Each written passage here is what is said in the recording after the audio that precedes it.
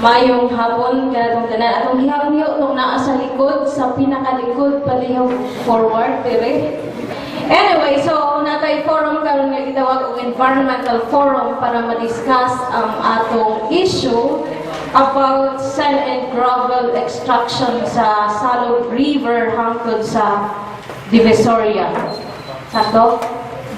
Okay. By the way, ako si Cheryl Batista, pwede ko ninyo tawagan o taga Maasin.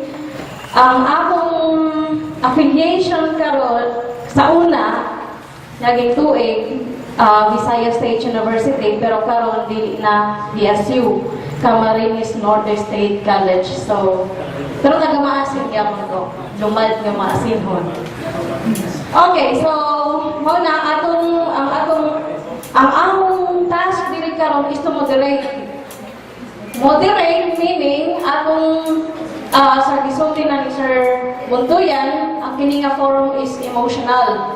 So siguro na ay mga issue na anay nagbinatuay og mga words, mga pulong. So ato lang gi-request ang usa-usa nga hinaut-unta atong magkalma lang ta kalihog kay para walay mga para mo end nining hapuna nga natay agreements nga mahimo.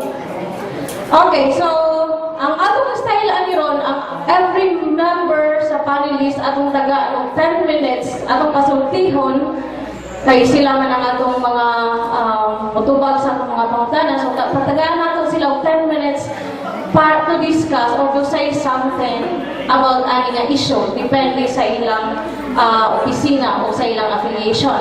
And then after that, pagkahuman nilang tanan, naay mga papel sa likod, 1/4 size nga bond paper, kay murag uban ko nung nag-ingon nga maglilisod o pagawas sa ilang debate.